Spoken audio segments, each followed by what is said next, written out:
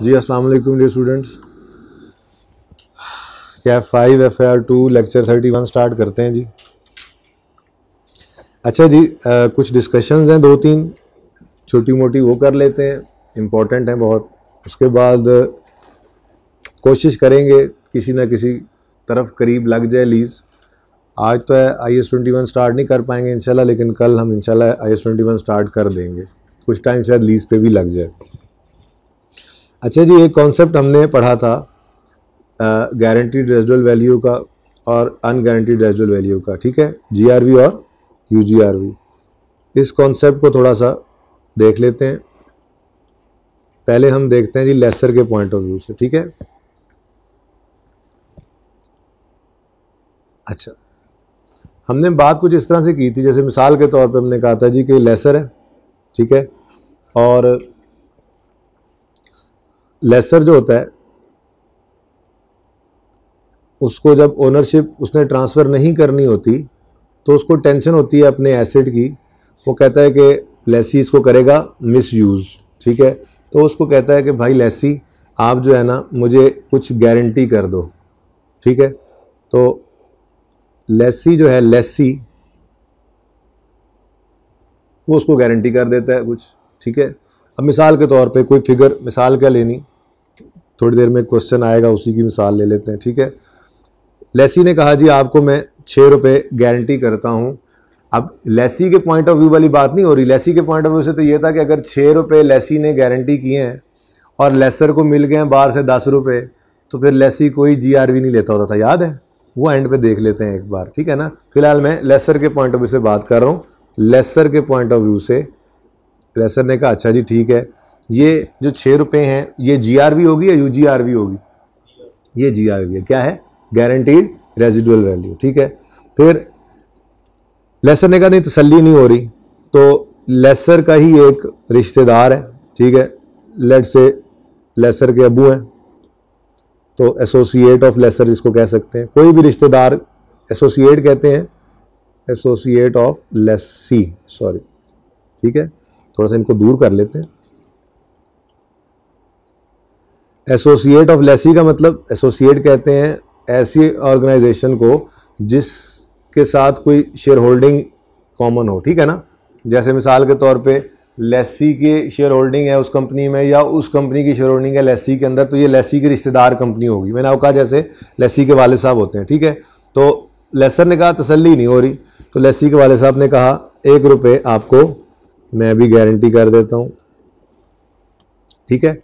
अच्छा, अब एक तीसरी पार्टी है, जो पार्टी लेसर जिसके पास जाएगा, ठीक है, ना तो वो रिश्तेदार है लेसी की वो पार्टी, ना ही वो रिश्तेदार है लेसर की। लेकिन मिसाल के तौर पे लेसर ने एक बंदे से जो कि मैन्युफैक्चरर है उस चीज़ का, उस मशीन का सप्लायर है या मैन्युफैक्चरर है, जिस मशीन को लेकर लेसर ने लेसी को लीज पर दी हुई है, वो मशीन जिस सप्लायर से उसने ली है, सप्लायर ऑफ लेसर, ये रिलेटेड पार्टी तो नहीं ना, सप्लायर तो कोई भी हो सकता है, ठीक है। सप्लायर ऑफ लेसर जो कि नॉट रिलेटेड टू लेसर है, not related party of laser.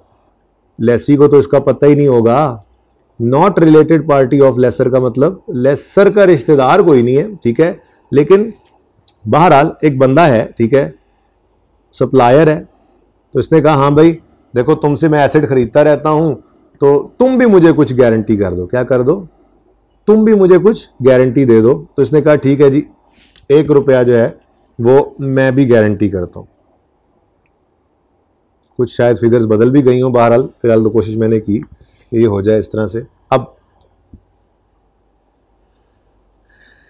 ये 3 लोग हैं,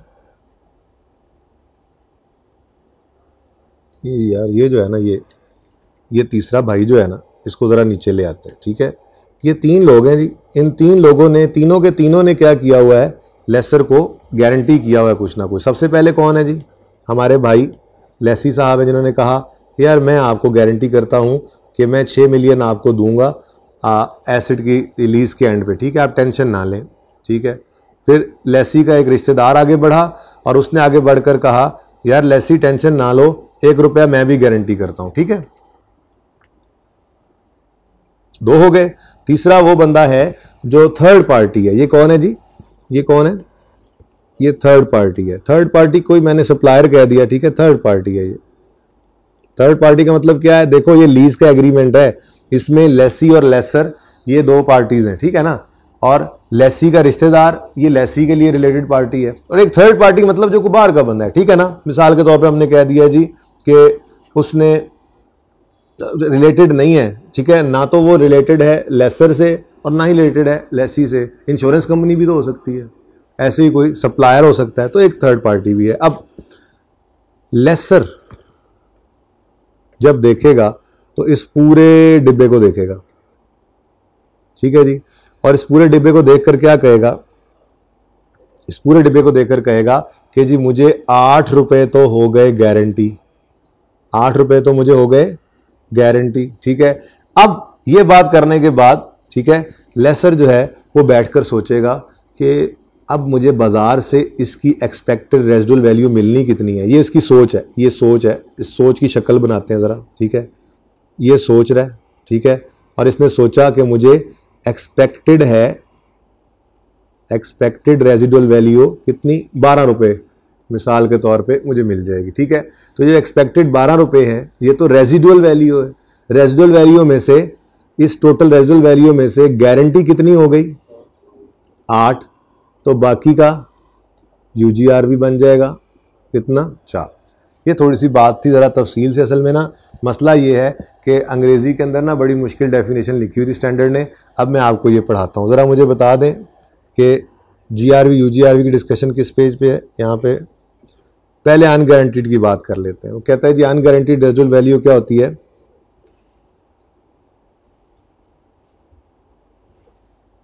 ये लेसर के लिए हम पढ़ रहे हैं। कहता है जी अनगारंटीड रेजिडुअल वैल्यू है is that portion of residual value the realisation of which by lessor is not assured और is guaranteed solely by a party related to lessor. अब वो ये कह रहा है कि जी अगर आपने मुझे जीआरवी का कहना है तो ये जीआरवी गारंटीड रेजिडुअल वैल्यू जो कहनी है वो गारंटीड रेजिडुअल वैल्यू सारी की सारी 8 आप ना लें, ठीक है।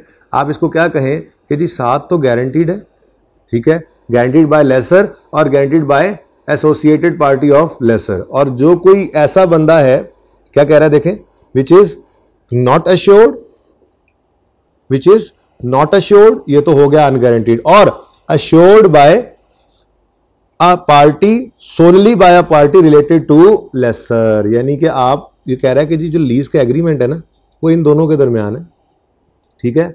इसका मतलब ये हुआ कि लेसर ये कहना चाह रहा है कि जो बंदा मैं खुद जिसको कहकर उससे अगर मैं गारंटी ले रहा हूं, ये थर्ड पार्टी जो है, इसकी जो रेजिडुअल वैल्यू है ये 1 रुपए की रेजिडुअल वैल्यू जो डिफरेंट कलर से मैंने लिखी हुई है, इसको मैं गारंटीड रेजिडुअल वैल्यू नहीं कहना चाह रहा। मेरी लीज एग्रीमेंट के अंदर तो ये 7 गारंटीड है। जरा बारीक बात है, ठीक है ना। और जो एक है ये मिलेगा तो सही मुझे, देखो मिलना तो उस 12 में से 4 भी तो है, जो यूजीआरवी भी तो लेता था। तो सिर्फ इतनी सी बात है कि यहां पर 8 की बजाय 7 को जीआरवी कह रहा है वो, और कह रहा है कि बाकी जो एक है ना, ये इस तरफ जाकर ऐड करो और इसको क्या कर दो, इसको क्या कर दो, 5 कर दो। ये बात समझ आई? ये जरा बारीक सा फर्क था, डेफिनेशन के अंदर जरा अजीब सी बात लिखी हुई थी, ठीक है।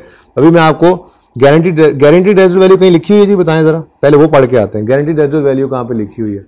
पेज नंबर 40 पे आ जाओ, पेज 40 पढ़ के आते हैं जी, फिर जरा और अच्छी समझ आएगी। वैसे वो तस्वीर दूर चली गई है माजरत के साथ, वापस जाना पड़ेगा। इधर देखें जी, गारंटीड रेजिडुअल वैल्यू क्या है? कहता है गारंटीड रेजिडुअल वैल्यू होती है it is a guarantee made by a lessor, made to a lessor by a party unrelated to laser.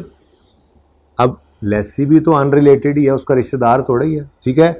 That the value और part of value of N underlying asset at the end of lease will B at least a specified amount. कैसे कहता है जी? लेसी ने guarantee कर दिया 6 million, ठीक है, तो lessee will include 6 million as GRV. वो तो लेसी की बात कर रहे हैं, ठीक है, in the books of Lesi की बात कर रहा है। लेसर के लिए मुझे बताओ कहाँ पे लिखा हुआ है, कहीं पे नहीं लिखा हुआ। बहरहाल मैंने आपको बता दिया, सवाल हैंड आउट के अंदर मौजूद है, वो करते हैं फिर देख लेते हैं कहाँ पे मौजूद है ये बात। ठीक है, ये बात तो लेसी के पॉइंट ऑफ व्यू से कर रहा है, ये मैं थोड़ी देर में आगे आपको बताता हूँ। ये वही डिस्कशन है जो हमने पढ़ रखी थी, जिसके अंदर हमने कहा था लेसी के केस में जीआरवी का क्या है। लेसी कहता है जी आपको 6 मिलियन मैंने गारंटी कर दिया मिसाल के तौर पर। लेसी कहता है ये 6 मिलियन गारंटीड है, अगर आपको बाजार से 10 मिलियन मिल जाता है तो फिर मैं आज कुछ भी जीआरवी में नहीं लूंगा। याद आ रहा है कुछ, वो बात अलग है। ठीक है, मैं लेसर के पॉइंट ऑफ व्यू से बात कर रहा हूं कि लेसर कहता है कि जो पार्टी मुझसे अनरिलेटेड हो, ठीक है, वो लेसी भी है, ठीक है, वो लेसी की एसोसिएटेड पार्टी भी है। ठीक है, इन्होंने जो चीज़ मुझे गारंटी कर दी है ये मैं जीआरवी में लूंगा, उसके अलावा कहीं से भी मुझे बाजार से मिल रहा है या इंश्योरेंस कंपनी से मिल रहा है वो मैं इस लीज के अरेंजमेंट के अंदर गारंटीड रेजिडुअल वैल्यू के तौर पर नहीं ले रहा। ठीक है ना, तो ये वाली बात मैंने यहां पे आपको बताई थी। पेज नंबर 52 ये। ठीक है, ये बात लेसर ने कहा, लेसी गारंटी करो, उसने कहा 6 कर रहा हूं। उसने कहा और कोई, रिश्तेदार भी कह रहे हैं जी 1 मिलियन, ठीक है जी, ये 7 तो हो गया गारंटीड रेजिडुअल वैल्यू। उसके अलावा अब बैठकर सोच रहा है मिलेंगे कितने। उसने कहा जी 12 मिलेंगे, 12 में से गारंटी कितने हो गए 7, बाकी जो है वो 4 हो, चाहे बाजार से मिलना है या एक इंश्योरेंस कंपनी ने या सप्लायर ने देना है, जो गारंटी किया उसको काम पे फेंक देता है ये यूजीआरवी में। ये बात यहां पर लिखी हुई थी।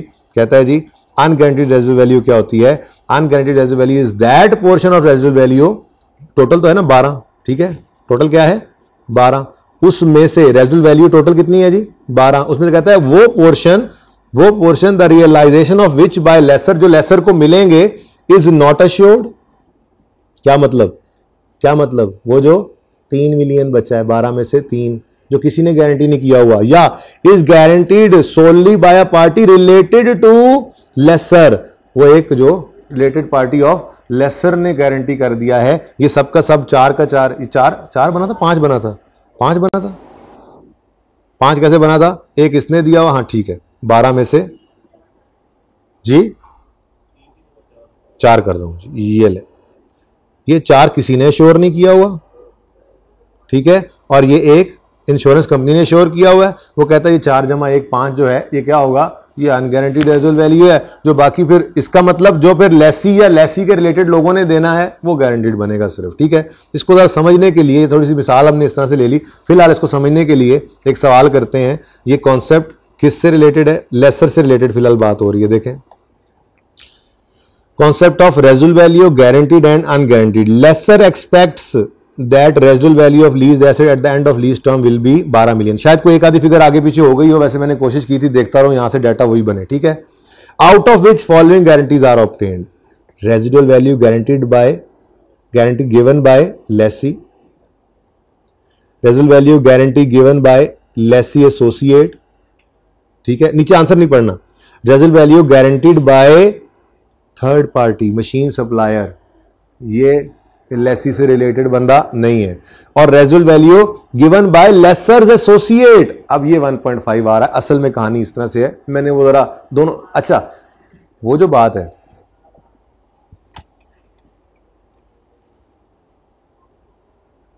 इसको मैंने थर्ड पार्टी कहा है। थर्ड पार्टी कौन है, ये पार्टी अनरिलेटेड है। जब तक ये अनरिलेटेड है इसको ऐसे कर लें, जब तक ये थोड़ा सा और बढ़ाते हैं इसको, ठीक है, इस बात को बढ़ा लेते हैं,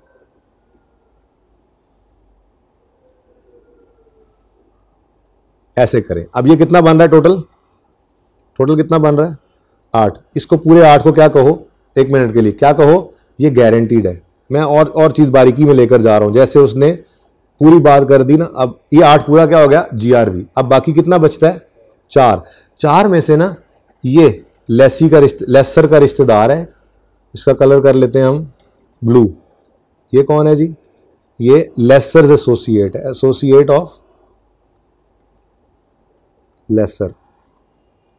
इसने कहा जी 1.5 मैं भी गारंटी करता हूं। जरा सवाल वाला एग्जैक्ट डाटा बन जाए, सवाल के अंदर ये एडिशनल चीज भी है, ठीक है ना, जरा ध्यान से देखो, बात समझ आ रही है, पूरी कहानी अब सामने आ गई। ये हमने ना इसको मजीद तोड़ लिया, ये अब बात समझे जरा, लेसी का रिश्तेदार और थर्ड पार्टी, ये सब के सब लेसर से रिलेटेड नहीं है, ये सबके सब लेसर से रिलेटेड नहीं है। इन्होंने मिला जुलाकर कितना गारंटी किया 8 मिलियन। ये क्या है, ये सारे का सारा गारंटीड है। अब 8 तो गारंटीड हो गया। अब लेसर के रिश्तेदार ने 1.5 क्या कर दिया, गारंटी कर दिया। स्टैंडर्ड कहता है मैं इसको गारंटीड नहीं मानता, ठीक है। ये आपस की गारंटी क्या गारंटी होती है, कल को बंदा मुकर जाए, आप कहा था यार हाँ ठीक, मुकर मतलब ये होता है कि यार आपस की बात होती है ना, हाँ यार किया था यार चल छोड़ यार कोई बात नहीं जाने दे, स्टैंडर्ड कहता है जी इसको आप रहने दें, ठीक है ना। तो 1.5 भी स्टैंडर्ड कहता है कि आप अनगारंटीड में ले आओ, और जो इधर से बचा है बाकी वो भी, यानी कि इसका ना तोड़ है, बेसिकली इसका ब्रेकअप है। ब्रेकअप क्या है, 1.5 जो रिश्तेदार ने दिया प्लस जो बाकी बच गया, कितना बचता है 4 में से 1.5 निकालें कितना बचता है।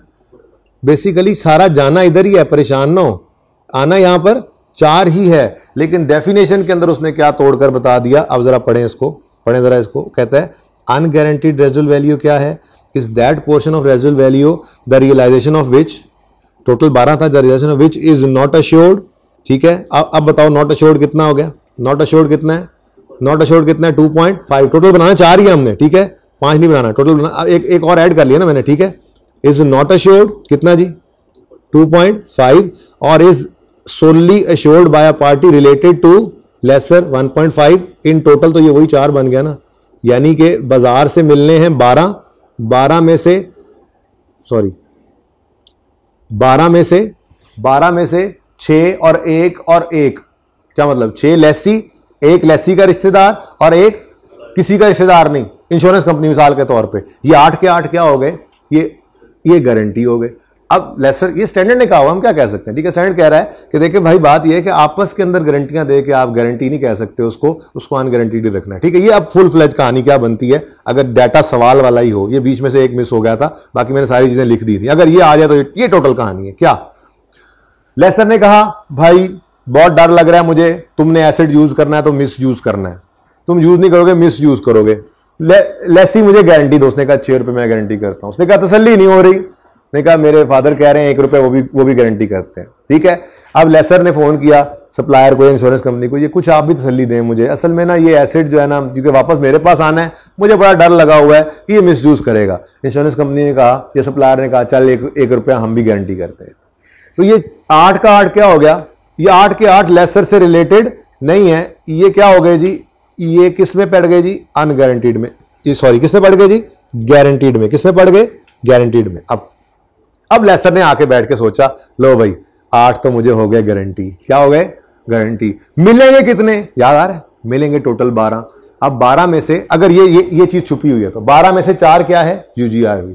ये कहानी इस तरह से है जैसे पहले पढ़ी थी, एडिशनल चीज सिर्फ ये आ रही है, ठीक है ना, डेफिनेशन की वजह से, डेफिनेशन समझानी थी ना। ये देखो, हाँ भाई लेसी, उसके रिश्तेदार और थर्ड पार्टी कितना गारंटी कर रहे हैं, 8 मिलियन, कितना गारंटी कर रहे हैं, 8 मिलियन, ये तय करवा के सबसे गारंटी। अब वो आके बैठा अपनी टेबल पे बैठ के उसने सोचा मिलेंगे कितने लाइफ के एंड पे, 12 तो मिल जाएंगे, 8 तो हो गया गारंटी, बाकी 4 क्या है, अनगारंटी। साथ ही लेसर के अबू ने फोन करके कहा, यार तू टेंशन सुना बड़ी ले रहा है, किसी को फोन कर रहा है, कभी किसी को फोन कर रहा है, 1.5 में तुझे मैं भी गारंटी करता हूं। स्टैंडर्ड ने कहा बस ये गारंटी को नहीं, अब्बा जी ने वैसे तसल्ली दी है, ठीक है, हम इसको भी अनगारंटीड ही कहते हैं, यानी अल्टीमेटली 4 ही अनगारंटीड में जाना है। डेफिनेशन ये कहती है कि अनगारंटीड रेजिडुअल वैल्यू क्या है, ये वो पोर्शन है जो लेसर को या तो गारंटी किया नहीं किसी ने 2.5, या जिसने गारंटी किया है वो सिर्फ रिश्तेदार है लेसर का, लेसर से रिलेटेड पार्टी है। तो ये दोनों पोर्शन जो हैं, चाहे जो किसी ने गारंटी नहीं किया या रिश्तेदारों ने गारंटी किया है, इनको हम अनगारंटीड ही कहते हैं। तो फिर गारंटीड क्या बचा, गारंटीड बचा वो जो लेसी या लेसी का रिश्तेदार है, या जो लेसी का रिश्तेदार भी नहीं है और लेसर का रिश्तेदार भी नहीं है, यानी कोई इंश्योरेंस कंपनी है या कोई सप्लायर है। तो इन सबको हम क्या कह रहे हैं, ये क्या है, ये क्या है, ये गारंटी वाले हैं, और इधर वाले ये गारंटी नहीं है, ठीक है ना। तो अब इस तरह से बात समझे ना तो आसान लगता है। ये देखें कहानी इस तरह से, हाँ भाई बड़ी टेंशन है, गारंटी करो, लेसी ने कहा 6 रुपए, और अबू कह रहे हैं 1 रुपए, और सप्लायर कह रहा है 1 रुपए, तो ये 8 गारंटी हो गया। अब लेसर ने बैठ के सोचा, लो भाई 12 मिलने, 8 तो गारंटी, जो गारंटीड हो गए, तो यूजीआर में कितना आएगा, 4। इतनी बात हमने पहले पढ़ रखी थी, ठीक है ना। बस वो थर्ड पार्टी ऐड की आज डेफिनेशन की वजह से, वो डेफिनेशन में भी देखता हूं किताब के अंदर कहां पढ़ी, वहां से पढ़ लेते हैं, ठीक है ना। अच्छा, उसके बाद अब लेसर के 4 अनगारंटीड हैं। अब स्टैंडर्ड कहता है लेसर की अनगारंटीड रेजिडुअल वैल्यू जो है, ये वो अमाउंट है जो किसी ने गारंटी नहीं की। अभी तक तो 4 की 4 किसी ने गारंटी नहीं की हुई थी, लेकिन जब ये कहानी सामने आई एसोसिएट ऑफ लेसर ने कुछ गारंटी किया तो स्टैंडर्ड ने कहा ये भी उसी में आता है, या किसी ने गारंटी नहीं किया या लेसर के एसोसिएट ने, रिलेटेड पार्टी ने गारंटी किया, तो ये सब का सब क्या है, यूजीआरवी है। अब जरा पढ़ लें इसको, बल्कि इसकी पिक्चर ले लें पहले फिर पढ़ते हैं। जल्दी करें जल्दी करें जल्दी करें, एक मिनट चले। समझ में आती है बात अब?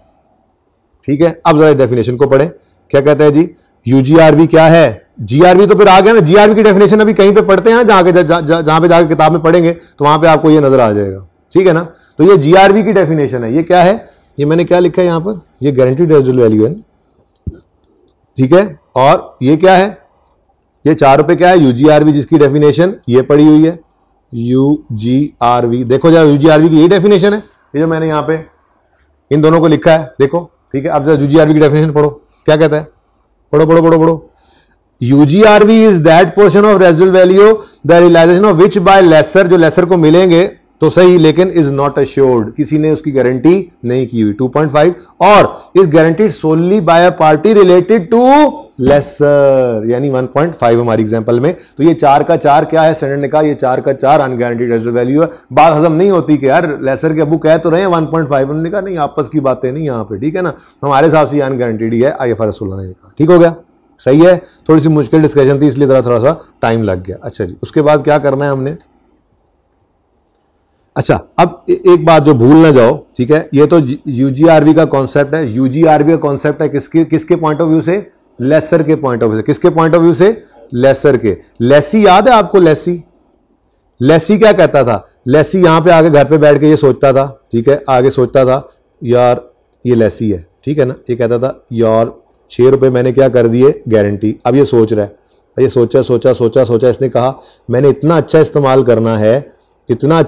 करना है कि एक्सपेक्टेड रेजिडुअल वैल्यू जो है वो मिल जाएगी इसको 8 रुपए, लेट्स से, इसका अंदाजा है। तो फिर हमने जीआरवी इस केस में क्या ली थी, कुछ याद है, क्या ली थी, 0। हमने कहा था कि लेसी के पॉइंट ऑफ व्यू से ना, लेसी क्या कहता है, वो ये कहता है कि जी मैंने 6 रुपए गारंटी किया है, अब अगर तो मैंने इसको इतना गंदा इस्तेमाल करना है कि इसको 5 मिलेंगे, तो फिर 1 रुपया जीआरवी में ले लेता था और चल पड़ता था। और ये कहता था कि मैं साफ सुथरा इस्तेमाल करूंगा, गारंटी 6 की है लेकिन इसको इंशाल्लाह 8 मिलेंगे, तो फिर कुछ भी नहीं पे किया करता था। ये एक लाइन लिखी हुई थी स्टैंडर्ड के अंदर कि जीआरवी ऑफ लेसी जो है ये वो अमाउंट है जो एक्सपेक्टेड बाय लेसी होती है कि वो पे करे। ये दूसरे पॉइंट ऑफ व्यू से। तो ये लेसी वाली कहां पे लिखी हुई थी, अभी आपने बताया मुझे, पेज 40।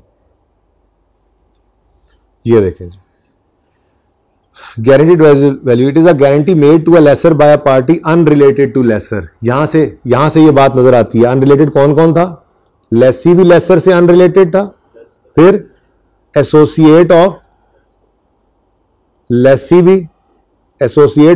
भी अनरिलेटेड टू लेसर है, प्लस थर्ड पार्टी भी। वो हमने एग्जांपल ली थी, कोई मैन्युफैक्चरर हो गया, सप्लायर हो गया, या इंश्योरेंस कंपनी हो गई।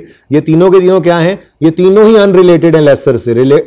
अनरिलेटेड टू लेसर है लेसी भी, अनरिलेटेड टू लेसर है एसोसिएट ऑफ लेसी भी, अनरिलेटेड टू लेसर है थर्ड पार्टी भी। ठीक है, तो ये जितने लोग हैं ये जो गारंटी करते हैं वो गारंटी क्या कहलाती है, गारंटीड रेजिडुअल वैल्यू। ठीक है जी। और लेकिन लेसी के पॉइंट ऑफ व्यू से हमने क्या बात की थी,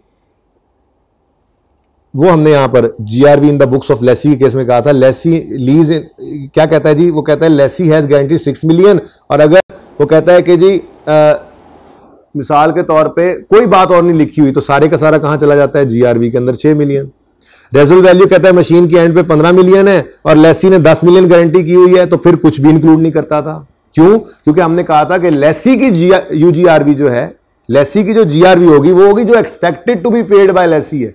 ठीक है, अब अगर वो कहता है जी गारंटी मैंने किया, ये अलग से बात की थी हमने, ठीक है ना। वो कहता है कि जी मैंने 6 रुपए गारंटी कर दिए, ठीक है, लेकिन एक्सपेक्ट कर रहा है कि मैंने इतना अच्छा एसेट इस्तेमाल करना है कि एंड पे 12 मिलेंगे, तो फिर लेसी कोई भी जीआरवी नहीं ऐड करता था, down payment plus rental plus 0। और अगर वो 6 गारंटी करता था और कहता था मैंने इतना बुरा इस्तेमाल करना है कि 4 रुपए ही मिलेंगे, तो फिर इन दोनों का डिफरेंस यानी 4 रुपए और 6 रुपए का डिफरेंस 2 रुपए जीआरवी में डालता था। और अगर वो कहता था कि इतना बुरा इस्तेमाल करना है कि 1 रुपया भी उसको नहीं मिलना, तो फिर 6 का 6 कहां फेंक देता था, जीआरवी के अंदर। ठीक है ना। तो ये हमने 4-5 सवाल किए थे एक हैंडआउट के अंदर आपके साथ, ठीक है, ये वाली डिस्कशन हो रही है। जैसे रेजुल वैल्यू 15 मिलियन है और लेसी ने गारंटी कर दिया 18। ऐसी सूरत के अंदर लेसी क्या करेगा, 3 मिलियन को जीआरवी के अंदर फेंक देगा। कुछ बातें याद आ रही हैं, बोलो।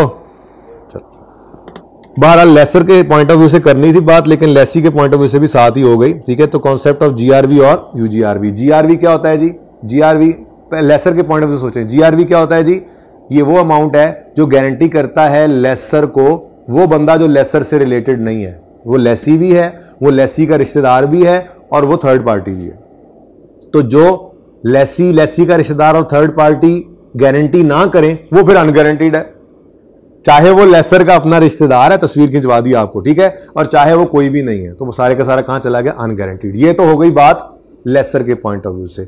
लेसी के पॉइंट ऑफ व्यू से तो अनगारंटीड का सवाल ही पैदा नहीं होता। क्यों? क्योंकि लेसी, इधर देखो तस्वीर कहां गई, तस्वीर पे पहुंचो, कौन से पेज पे थी ये। लेसी को क्या यूजीआरवी से, यूजीआरवी का कॉन्सेप्ट तो आता ही किसके केस में है, लेसर के। क्यों? क्योंकि जब ओनरशिप ने ट्रांसफर नहीं होना तो जीआरवी यूजीआरवी कॉन्सेप्ट आया। जीआरवी मिलनी है, सादा बात की हुई थी, लेसी से, और यूजीआरवी मिलनी है थर्ड पार्टी से। तो थर्ड पार्टी तो लेसर को पैसे मिलने हैं ना, तो यूजीआरवी कॉन्सेप्ट लेसी केस में तो एग्जिस्ट ही नहीं करता, ठीक है ना। इसलिए अब कट शॉर्ट, बात कंक्लूड हो गई, ठीक है, बात कंक्लूड हो गई। सबसे पहले जीआरवी यूजीआरवी कॉन्सेप्ट लगाएंगे लेसर पे।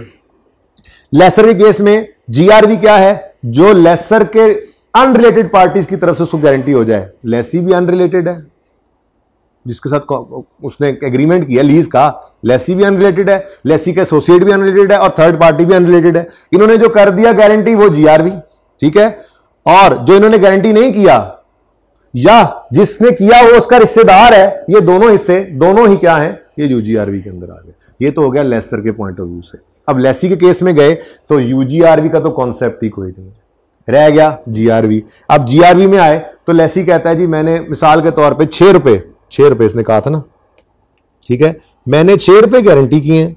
अब यहां पर यूजीआरवी का तो कॉन्सेप्ट ही नहीं है, ठीक है, क्योंकि आपको लेसी का अगर फॉर्मूला याद हो तो हमने लिखा था down payment plus rental plus GRV, UGRV नहीं होता था, ऐसे ही है ना। हमने लिखा था लेसी का फॉर्मूला में ओनरशिप विल ट्रांसफर, तो हमने कहा था down payment plus rental plus PO. Ownership will not transfer, तो हमने कहा था down payment plus rental plus GRV. ये था किसके केस में, लेसी के केस में। यूजीआरवी का तो कॉन्सेप्ट ही नहीं था, ठीक है ना। तो लेसी ने कहा मैंने 6 मिलियन गारंटी किया है, लेकिन मैं अच्छा इस्तेमाल करूंगा और लेसर को इसके मिल जाएंगे 8 मिलियन, तो जीआरवी 0। लेसी ने कहा मैंने 6 मिलियन गारंटी किया था, गंदा इस्तेमाल करूंगा, लेकिन 5 को फिर भी मिल जाएगा, तो 5 और 6 का डिफरेंस 1 मिलियन जीआरवी। लेसी ने कहा 6 गारंटी किए थे, इतना बुरा इस्तेमाल करूंगा तो 0 रुपया मिलेगा, तो 6 का 6 क्या है, यूजीआरवी। ये वो हमने कहा था कि लेसी जीआरवी वो अमाउंट लेता है जो expected to be paid by lessee हो, ठीक है। ये बात भी कहीं पे हमने बनाई थी, बहरहाल इनको इकट्ठा कर दूंगा मैं कहीं पे ना, एक दफा इकट्ठा करके आपको तस्वीरें खिंचवा दूंगा, ये जो हम जिस तरह से टेबल्स बनाते रहते हैं, ठीक हो गया। यहां तक को मसला, बोलो। ये पेज 52 हमने पढ़ लिया है जी, ठीक है। पेज 52 पे वैसे मैंने आईडीसी पहले पढ़ी हुई थी, ठीक है। इंटरेस्ट रेट इम्प्लिसिट हमने निकालना सीखा था, नेट इन्वेस्टमेंट, ये सारी बातें जो है ना ये हमने वैसे पढ़ रखी हैं, इनकी अंग्रेजी जो है ना आप पढ़ेंगे तो सब कुछ हमें आता है, ठीक है ना। ये जरा अनगारंटीड रेजुल वैल्यू वैसे समझ नहीं आती थी, जरा मुश्किल हो जाती थी, तो इसलिए तस्वीर बनवा दी, ठीक है। अच्छा जी, अगली बात जरा सेकेंडरी इंडिकेटर्स की कर लेते हैं। सादा सी बात है, हमने आज तक ये इंडिकेटर्स टेस्ट लगाए वैसे किसके केस में थे,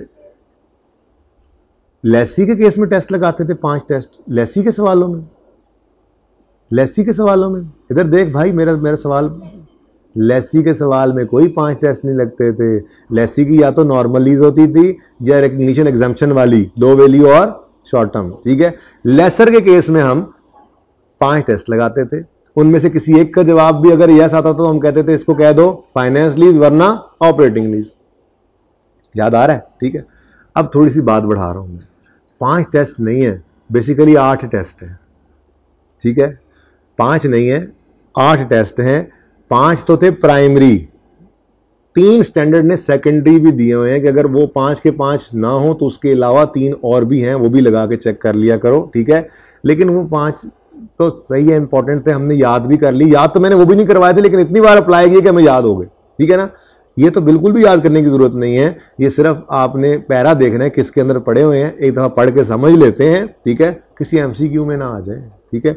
अच्छा, तो जहां पे इंडिकेटर्स लिखे हुए थे जरा वो पेज मुझे बताते हो, इंडिकेटर्स ऑफ फाइनेंस 51 पे,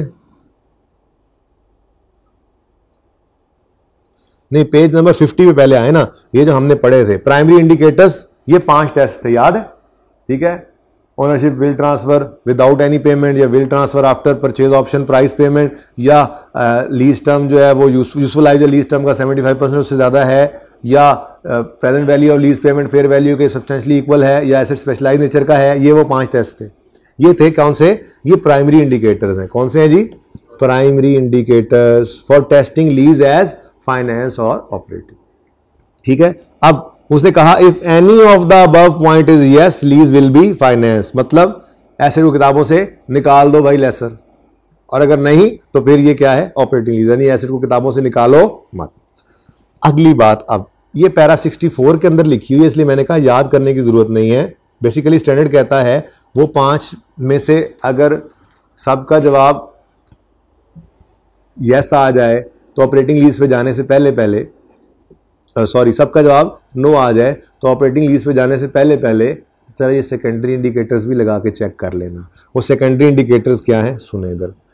indicators of situations that individually और in combination could also lead to lease being classified as finance. क्या मतलब? वो 5 टेस्ट, पांचों के पांचों क्या हो गए? नो। तो ऑपरेटिंग पे जाने से पहले ये 3 टेस्ट भी लगा लेना, याद करने की जरूरत नहीं है, आपने पैरा हाईलाइट कर लेना 64 पैरा। ठीक है, क्या है जी? कहता है if lessee can cancel the lease losses of cancellation are borne by lessee. तो कहता है अगर लीज लेसी कैंसिल कर सकता है, कैंसिलेशन के चार्जेस अगर लेसी बोर्न कर रहा है, लेसी बियर कर रहा है, तो भाई फिर ये फाइनेंस लीज ही है, ऑपरेटिंग नहीं। क्यों बोर्न कर रहा है वो? क्यों वो चार्जेस जो वो ले रहा है कैंसिल करने के? तो मतलब कहता है फाइनेंस लीज समझेंगे हम इसको, निशानी है। ठीक है, अकल वालों के लिए। Gain losses on fluctuations of fair value fluctuation का गेन लॉस जो है वो लेसी को मिलेगा। अगर एसिड की फेयर वैल्यू का गेन लॉस लेसी को मिल रहा है तो मतलब वो लेसी का ही हुआ ना एसिड, फिर लेसर का तो ना हुआ। ये देखो ना, फाइनेंस लीज का मतलब ही क्या है? लेसर एसिड किताबों से निकाल दो। 5 टेस्ट वही थे ना। ठीक है, सबका जवाब नो आ गया तो स्टैंडर्ड ने कहा जरा रुक के देखो, अगर कैंसिलेशन पर लॉसेस जो हैं वो लेसी ने बोर्न करने हैं तो मतलब फिर एसेट लेसी का ही है, लेसर का नहीं है। ठीक है, गेन लॉसेस फेयर वैल्यू के ऊपर जो है वो लेसी को मिल रहे हैं तो फिर एसेट लेसी का ही है, लेसर का नहीं है। भाई लेसर का नहीं है तो फाइनेंस लीज में आना है ना। ठीक है, समझ आ रही है बात की? या lessee has ability to continue the lease for a secondary period at a nominal rent.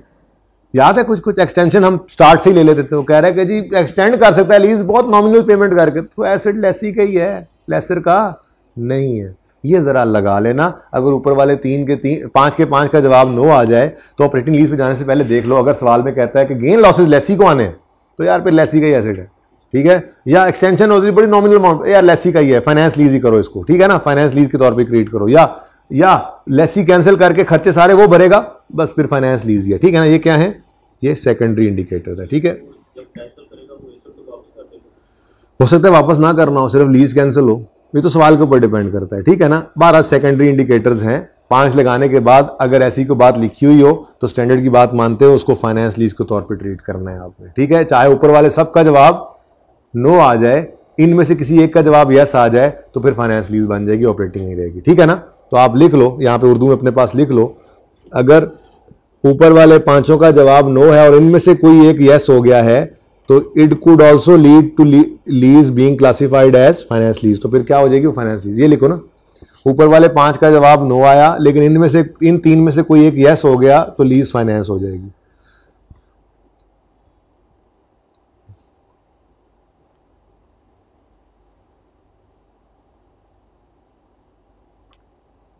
ठीक है, सही है। Lease classification is made at the inception date and assessed only if there is lease modification classification is not change due to change in estimate. इसको छोड़ें फिलहाल। अच्छा, मजे की बात यह है, ये जो जीआरबी यूजीआरबी की डिस्कशन है, ये सिर्फ स्टार्ट पे खड़े होकर हमने एक बार डिसाइड कर लिया तो बस वही है जो मैंने आपको पढ़ा दिया है। आपके जहन में आता तो होगा जब लीज का एंड होगा तो असल में जीआरबी कितनी आई, सब कुछ कितना आया, चेंज तो होता है, बिल्कुल होता है। एक्चुअल रेजिडुअल वैल्यू और ये एस्टिमेटेड में फ़र्क आता है, लेकिन वो हमारे सिलेबस में नहीं है, हमने उसको पढ़ना नहीं है। जितनी बात सिलेबस में वो हमने पढ़ ली, हम स्टार्ट पे खड़े होकर जो अंदाजे लगाते हैं बस वही हमने अपने लीज पेमेंट के फॉर्मूलाज के अंदर यूज़ करनी होती है। ठीक है, लेसी केस में जीआरवी और लेसर केस में जीआरवी और यूजीआरवी दोनों की डिस्कशन हम कर चुके हैं। ठीक है, अच्छा जी। ओहो, वो सवाल कर रहे थे, अच्छा भला जज्बाती होकर और तरफ निकल गए थे। सवाल क्या कर रहे थे, ये देखें, ये देखें। हाँ जी, जरा आंसर देखे बगैर, आंसर देखे बगैर, residual value guaranteed by lessee, residual value guaranteed by lessee associate और residual value guaranteed by third party. ठीक है, ये टोटल कितनी बनती है, 6 जमा 1 जमा 1 8। ठीक है, ये 8 12 में से माइनस कर दो तो 4 बचता है, तो ये 8 क्या कहलाएगी, गारंटीड रेजुल वैल्यू। यही हमने डेफिनेशन पढ़ी। ठीक है, अब बाकी के 4 जो है वो अनगारंटीड है। अगली लाइन अभी हमने नहीं पढ़ी हुई, साथ ही अगली लाइन में क्या बोला उन्होंने, residual value guaranteed by lessor associate 1.5। इसका क्या करें, सर ने कहा ये भी अनगारंटीड ही है। याद आ रहा है? ठीक है, इसका मतलब गारंटीड कितनी है 8 और अनगारंटीड कितनी है 4। वही बात है मैंने वहां पर तस्वीर में बनाई थी, ये सवाल के अंदर है। ठीक है, अच्छा जी। इसको ले ना जाए वहां पर नोटबुक में।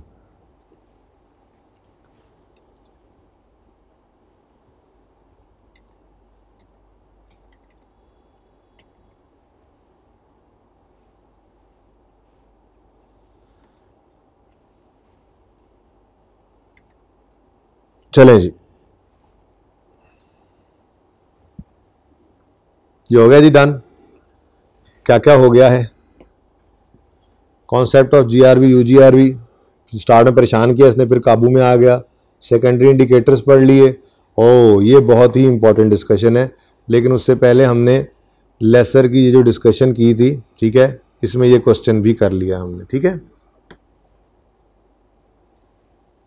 अच्छा, अब एक बड़ी इंपॉर्टेंट डिस्कशन है, ये बड़ी इंपॉर्टेंट डिस्कशन करके, ठीक है, हमने एक क्वेश्चन भी करना है और फिर 2 प्रैक्टिस क्वेश्चंस करके फिर छुट्टी। ठीक है,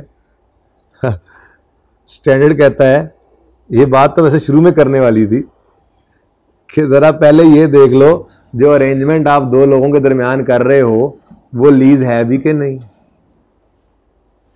आप कहोगे सर अजीब बात कर रहे हैं, हमने पढ़ा था कि एक लेसी होता है और दूसरा लेसर होता है। हमने पढ़ा था लेसी की 3 तरह की लीज हो सकती है, एक सिंपल, नॉर्मल कहा था, सिंपल कहा था इसको, नॉर्मल, दूसरा लो वैल्यू एसेट की, और तीसरा शॉर्ट टर्म लीज। ठीक है, लेसर की आपने कहा था जी, लेसर 2 तरह के होते हैं, एक सिंपल लेसर होता है और एक तिलों वाला होता है, डीलर, मैन्युफैक्चरर। फिर सिंपल के अंदर भी आप फाइनेंस या ऑपरेटिंग कहते थे और डीलर मैन्युफैक्चरर में भी फाइनेंस या ऑपरेटिंग कहते थे। ये सारी बातें क्या खूह खाते गई? ने कहा जी बिल्कुल खूह खाते गई। सबसे पहली बात तो ये है कि आया जो अरेंजमेंट 2 लोगों के दरमियान हुआ है वो लीज भी है कि नहीं। IFRS 16 ने किस पे लगना है? IFRS 16 ने लीज पे लगना है। पहले तो ये डिसाइड करो ये लीज है भी सही कि नहीं। ये बात तो हमने अभी तक सोची ही नहीं थी। ठीक है, तो ये डिसाइड करना होता है। अगर एक चीज लीज है, ठीक है ना, बल्कि यूं कर लें, इसके ऊपर ही बना लेते हैं, ये ऐसे। IFRS 16 ने कहा कि जी लीज है,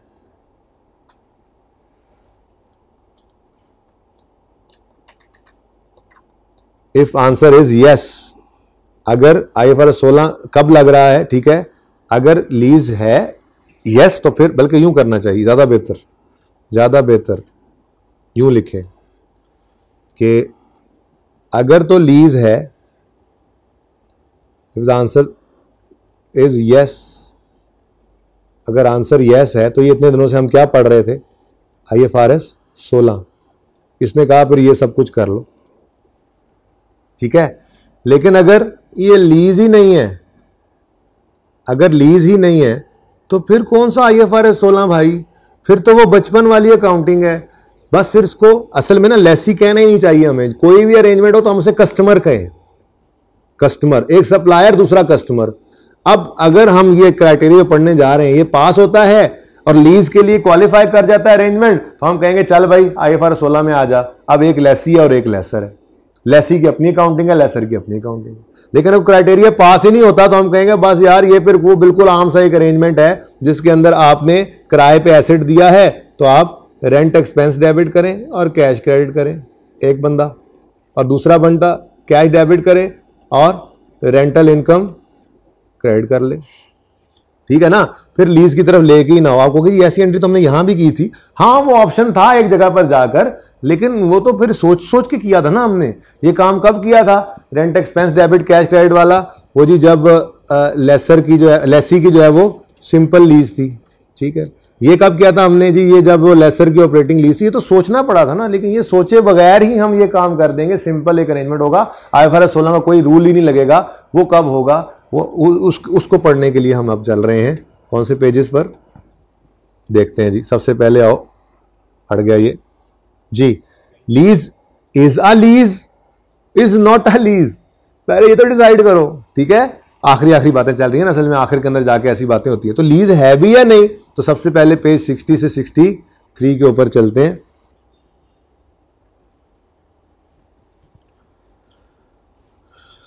अब ये खिड़की बंद कर दो आमिर, आगे।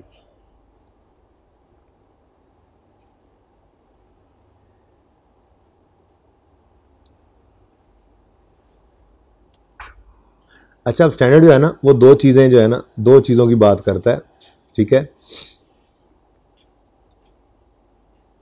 एक बात करता है जी एसेट आइडेंटिफाइड होना चाहिए। क्या मतलब? मतलब मिसाल के तौर पे मैंने कहा कि भाई आपको मैं जो है वो ब्लू वाला मार्कर लीज पे देता हूँ। अब 3 मार्कर्स में से ये ब्लू मार्कर आइडेंटिफाइड है कि नहीं है? ठीक है। और अगर मैं कहूँ आपको कि यार मैं आपको एक मार्कर लीज पे देता हूँ, आप जाते हो तो 3 मार्कर पढ़े। हाँ, या तो पढ़ा ही एक, वो अलग बात है, वो आगे पढ़ते हैं, लिखा हुआ स्टैंडर्ड ने, ठीक है ना। बहरहाल मार्कर आपको लीज पे दिया जी एक। अब 3 में से कौन सा दिया ये पता नहीं लग रहा, नहीं पता लग रहा, तो ये लीज ही नहीं है। सादा सी बात। यानी जो एसेट आप लीज पर दे रहे हैं वो आइडेंटिफाइड होना चाहिए। एक बात होगी, ये बात समझ मैं पढ़ाता हूँ अभी, ठीक है ना। बड़ी सादा सी बात है बड़ी आसान बात, ठीक है। सबसे पहली बात क्या, अंडरलाइंग एसेट पढ़ते थे ना। अंडरलाइंग एसेट क्या मतलब? जिस एसेट की बात हो रही है, ठीक है। अंडरलाइंग एसेट का मतलब जिस एसेट पे बात चल रही है वो आइडेंटिफाइड हो। भाई कौन सा एसेट लीज पे दिया आपको? ब्लू वाला मार्कर। कौन सा लीज पे दिया? ब्लू वाला। एक तो ये हो गया। अच्छा, अब दूसरा, ये मैंने लीज पर दे दिया आपको। अब आमिर आप इस मार्कर को इस्तेमाल करने की कोशिश करो ना, नहीं इस्तेमाल करना, ये भी लीज नहीं। क्या मतलब? आइडेंटिफाइड था, लीज पे दे दिया, लेकिन कंट्रोल उस बेचारे का है ही नहीं। क्यों? मैं उसको इस्तेमाल नहीं करने दे रहा। मैं क्या कह रहा हूं भाई साहब? नहीं, ये सादा बात, ये ना मैं बॉटम लाइन बता दूं, फिर स्टैंडर्ड ने तो बड़ी बड़ी अंग्रेजियां मारी हैं इसके ऊपर कि ये भी बात जो है वो स्टैंडर्ड कहता है जी आइडेंटिफाइड है या नहीं है, ये ऐसे ही पता लगता है, ऐसे ही पता लगता है, ऐसे ही पता लगता है। फिर कंट्रोल है या नहीं है, ऐसे ही पता लगता है, ऐसे ही पता लगता है। बात उसने काफी सारी बढ़ाकर की हुई है, लेकिन बॉटम लाइन क्या है कि पहली बात एसेट आइडेंटिफाइड हो, और दूसरी बात जब आपने एसेट दे दिया है तो लेसी का उसके ऊपर कंट्रोल, जिसको दिया है कस्टमर का, उसके ऊपर कंट्रोल आ जाए तो फिर कस्टमर जो है वो लेसी बन जाएगा और मैं जो है वो लेसर बन जाऊंगा। मैंने क्या कहा पहले? आपने क्या कहना है? मैं सप्लायर ऑफ मार्कर और ये कस्टमर ऑफ मार्कर, ठीक है। मैंने आइडेंटिफाइड एसेट इसको दिया और उसका कंट्रोल भी है, जैसे मर्जी इस्तेमाल करे इस मार्कर को, ठीक है।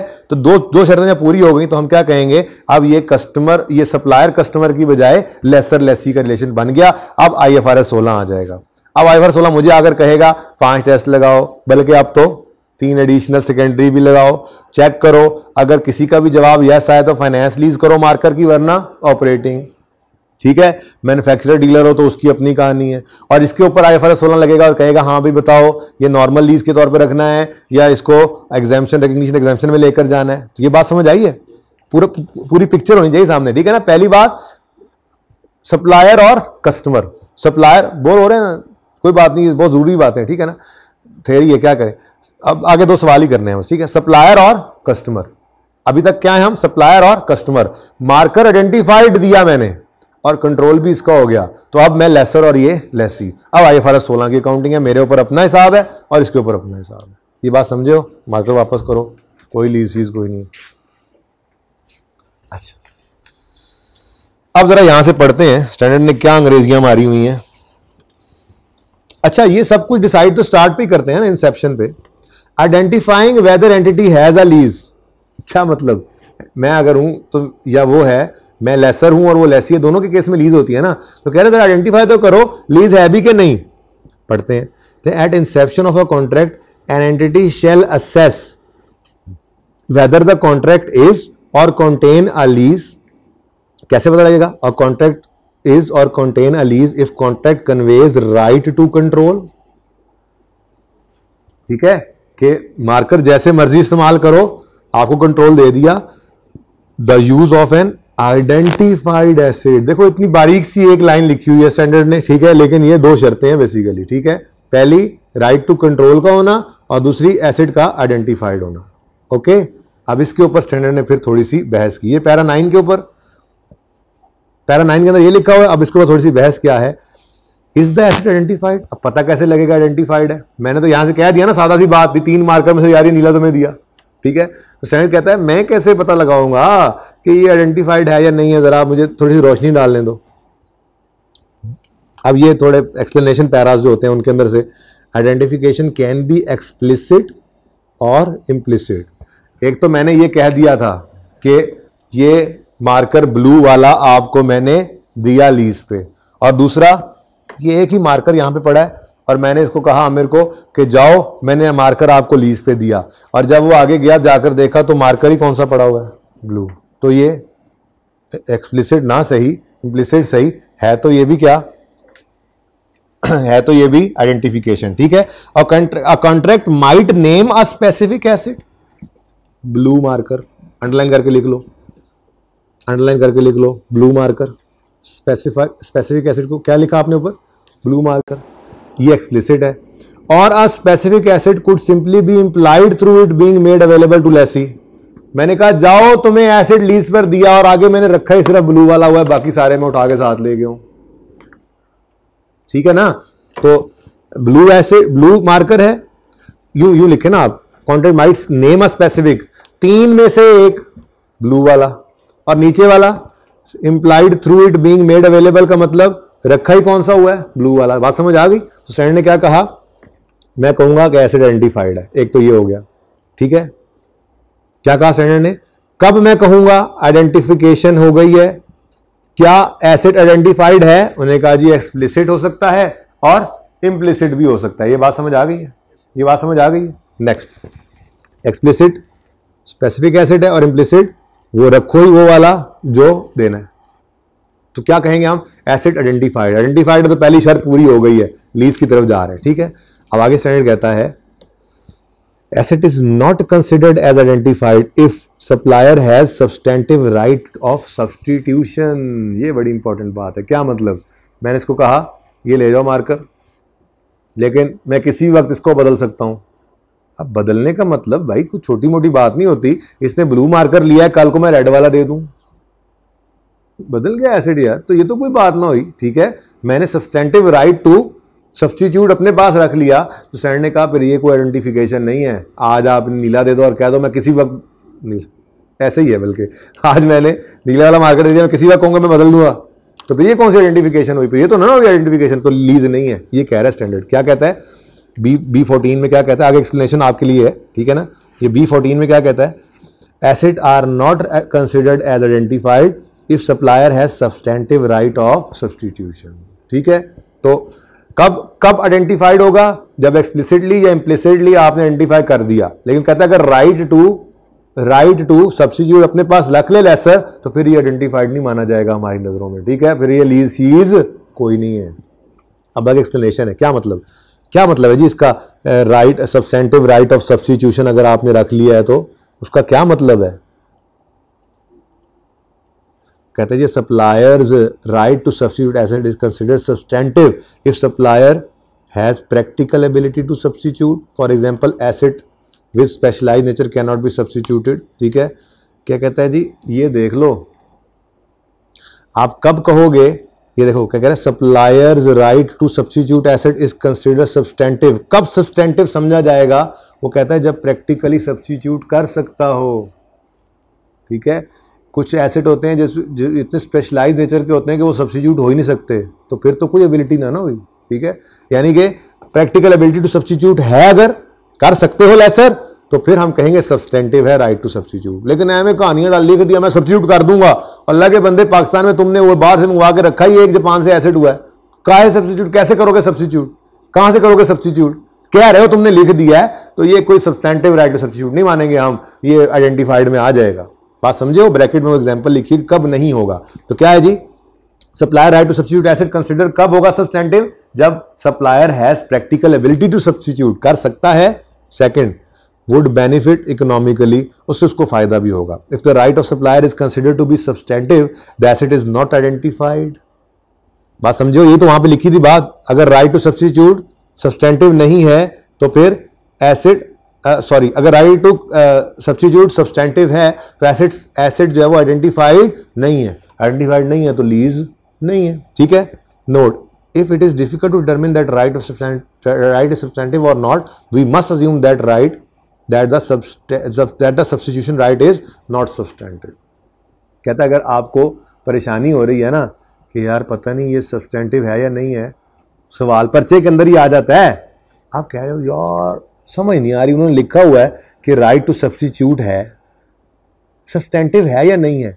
अब देखो, अगर कहो आप सब्सटेंटिव है तो ये तो एसेट आइडेंटिफाइड नहीं रहेगा, एसेट आइडेंटिफाइड नहीं रहेगा तो ये लीज नहीं है, तो आपने फिर अकाउंटिंग करनी नहीं, आप मौजे मारोगे, आप कैश डेबिट अगर रिसीव करना है, cash debit rental income credit करके घर आ जाओगे, और अगर आपने पे किया तो आप रेंट एक्सपेंस डेबिट कैश करके मौजे करते हुए घर आ जाओगे। मैंने कहा नहीं, ऐसा ना करो, अगर आप शक में पड़ जाओ ना कि राइट टू सब्स्टिट्यूट सब्सटेंटिव है या नहीं है, तो अज्यूम करना कि सब्सटेंटिव नहीं है और ये एसेट आइडेंटिफाइड है और लीज में लेकर जाना इसको और IFRS को अप्लाई करना, वो ये कहना चाह रहे हैं। ये बात समझ आई है?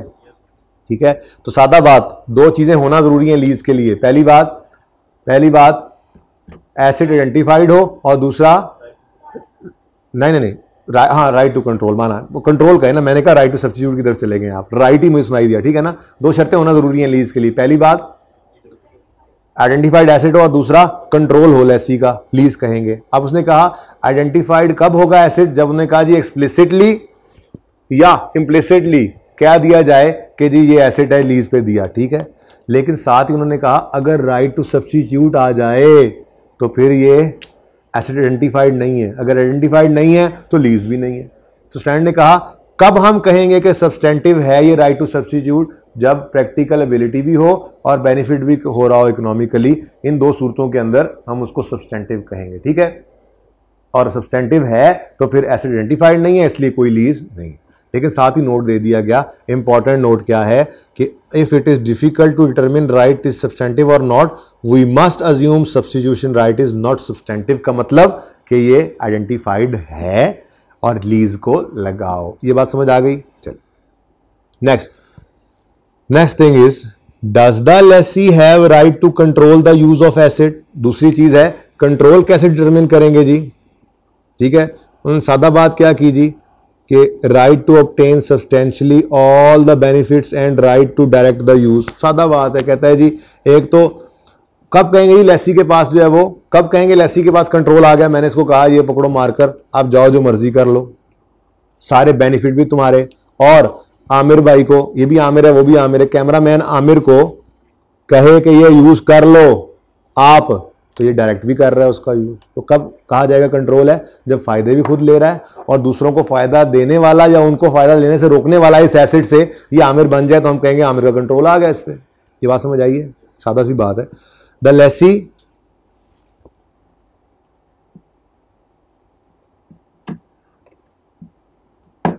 अच्छा जी सॉरी जी, the lessee has a right to direct use of an asset. कब समझा जाएगा कि इसके पास right to direct the use of asset आ गया, if lessee has right to direct how and for what purpose asset is use.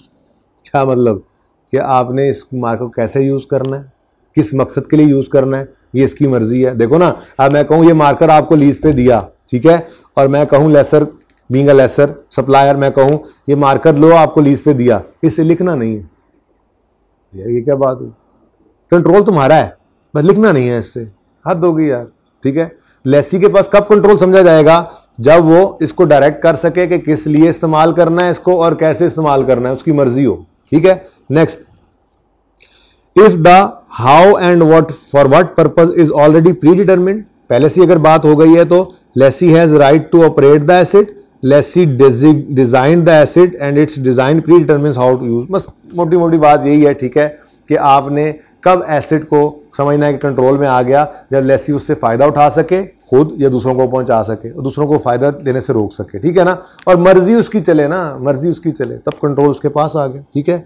Customer has right to control the use of an identified asset for only a portion of term of contract, the contract contains a lease for that portion of term, ठीक है जी। क्या कर लें जी, आप page number देखें जरा क्या लिखा हुआ आगे। हाँ, पेज नंबर 60 से 63 तक चलते जाएं, कुछ देख लें, कुछ और है।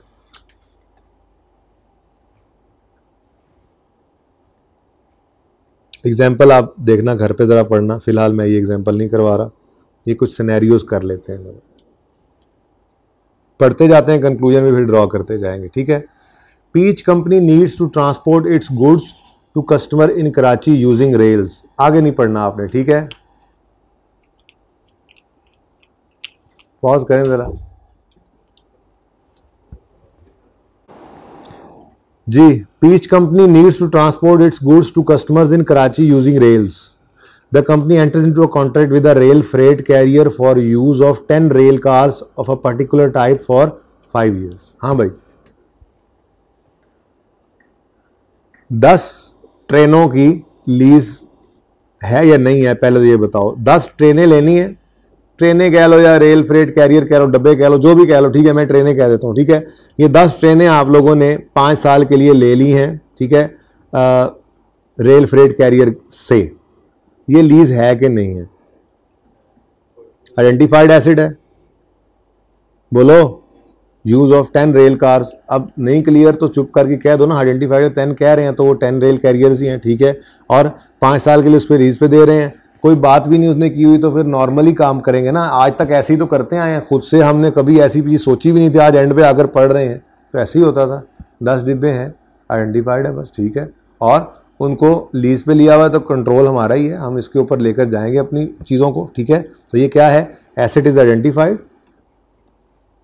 ठीक है, and lessee has right to control the use of asset. क्यों, सवाल ने ऐसी कोई बात बताई नहीं है, इसलिए खुद से हमने फनकारी नहीं लगानी। Second scenario, in a contract between a customer and supplier, the supplier needs to transport goods using particular type of rail car over a 3 year period. Particular type, ठीक है, कस्टमर और सप्लायर पहले कहा जा रहा है, ठीक है, कह रहा है supplier needs to transport goods using a particular type of rail car over 3 year period. The supplier makes available the rail cars as part of arrangement. The supplier has a large supply of similar cars and engines that are available any time to fulfill obligation of arrangement. The rail cars are kept at supplier's premises when they are not being used to transport the goods. ये तो lease नहीं बनती, ये तो ऐसे ही किराए के ऊपर दे रहा है। देखो ना, वो कह रहा है बहुत ढेर सारी रेल कार्स एक जैसी मौजूद हैं और उन्होंने कहा है कि जी particular type of rail car हमें चाहिए। जी हमें क्या चाहिए, और वो जी हमें 10/20 मिसाल के तौर पर 10/20 वाली रेल कार हमें चाहिए ट्रांसपोर्ट के लिए। अब 10/20 वाली कई रेल कार्स जो हैं वो सप्लायर के पास मौजूद हैं और जब जब वो इस्तेमाल में हमारे नहीं होती वो उसके पास ही पड़ी हुई हैं। अब जब हम जाते हैं तो हर बार हम ज़रूरी नहीं है कि हमें वही वाले डब्बे दे जो पहली बार दिए थे उसने, तो फिर ये एसेट आइडेंटिफाइड नहीं कहला रहा, ठीक है। तो क्या कह रहा है जी, contract does not contain a lease. क्यों, rail car use to transport the customers good are not identified. Supplier has a substantive substitution right to replace the rail cars. वो बदल सकता है किसी भी वक्त, वो डिब्बे पहली बार कुछ दे दूसरी बार दूसरे दे दे, तो फिर IFRS 16 को अप्लाई नहीं करना, बस किराए के ऊपर डब्बे दे रहा है, किराया पे कर रहे हो तो आप rent expense debit cash credit कर दो, और वो रेल कार वाला कैश डेबिट रेंट इनकम। ये इसलिए नहीं कि IFRS 16 की लीज ऑपरेटिंग बन गई है या लेसी के केस में ये शॉर्ट टर्म लो वैल्यू है, ये इसलिए कि IFRS 16 लगा ही नहीं है, इंट्रो वाली अकाउंटिंग है, लीज है ही नहीं है, सादा रेंट वाली। ठीक है। A customer enters into a contract with a shipping company to transport cars from Tokyo to Singapore. Contract specifies the particular ship to be used. Supplier operates and maintains the ship and is responsible for safe passage of car. The customer is not able to make changes, that is either destination or nature of cargo, once the contract has been signed. ये तो कोई बात ना हुई, ये तो control ना हुआ। ये तो कह रहा हूँ मैं मार्कर देकर कि भाई बस तुम ये रख लो, लेकिन तुमने इससे लिखना नहीं है, कुछ और कर लो, तुम इसको क्या करना है जी, इसको ना सर खुजाने के लिए इस्तेमाल कर लो। ये तो कोई बात ना हुई, मैं पाबंदी लगा रहा हूं उसके ऊपर। ठीक है। कह रहे हैं contract does not contain a lease. क्यों? दो द एसेट इज आइडेंटिफाइड, हालांकि वो स्पेसिफिक ट्रेन अलग कर दी गई है, पर्टिकुलर टाइप ऑफ शिप जो यूज होनी है बता दी उन्होंने, कहा जी ये वाली शिप यूज करनी है हम। ठीक है। और अगली को बात ऐसी भी नहीं, क्योंकि बहुत सारी ऐसी शिप्स मौजूद हैं उसके पास। ठीक है। लेकिन मसला क्या है, customer is not able to direct how and for what purpose ship is use and thus therefore control. एक दफा ऊपर क्या था, खामोश था, तो हमने कहा कि एसेट भी आइडेंटिफाइड है, कंट्रोल भी है, लीज है। दूसरे में क्या कहा, कंट्रोल शायद मिल जाता हो, हमें दे देते हो ट्रेन, लेकिन आइडेंटिफाइड नहीं है, लीज नहीं है। दूसरे में क्या कह रहा है, तीसरे सिनेरियो में, कि आइडेंटिफाइड है लेकिन कंट्रोल नहीं है, तो भी लीज नहीं। ठीक है जी। ये देखो, ये भी एक एग्जांपल है। इंजमाम कस्टमर है, मलक रियाज सप्लायर है। ये ज़रा इसी को ही मजीद हम जो है ना, मजीद बस अब ये वाला कर लेते हैं, फिर मिज़ान सप्लायर, पिटसे सप्लायर, वो वाला नहीं करते हम। ठीक है। उसके बाद फिर ये वाला टेबल, ये जो हमने पढ़ा है ना, इसको फिर आकर एंड पे पढ़ लेंगे। ठीक है जी। मलक रियाज सप्लायर है जी, और इंजमाम कस्टमर है। ठीक है। Shop 1, shop 2, pool 1, pool 2, pool 3। अच्छा जी, ये जी कुछ शॉप्स हैं मलक रियाज साहब के पास। ठीक है जी। ये शॉप 1 है, ये शॉप 2 है। कुछ इनके पास जो है वो स्विमिंग पूल्स हैं, ऐसे लंबे लंबे जरा हैं। ये स्विमिंग पूल्स हैं, स्विमिंग पूल 1, स्विमिंग पूल 3। ठीक है ना। अब ये सारे के सारे इसके पास मौजूद हैं, और ये सप्लायर है मलक रियाज, और इंजमाम कस्टमर है। ठीक है। इंजी भाई आए और Malak Riaz said take shop 1 for 5 years। आगे नहीं पढ़ना, जवाब नहीं पढ़ना, वरना तो फायदा ही कोई नहीं, जवाब छुपा देता हूं मैं। Malak Riaz said take shop 1 for 5 years, ले जाओ, but Malak Riaz can not substitute this shop, यानी लेसर सब्स्टिट्यूट नहीं कर सकता।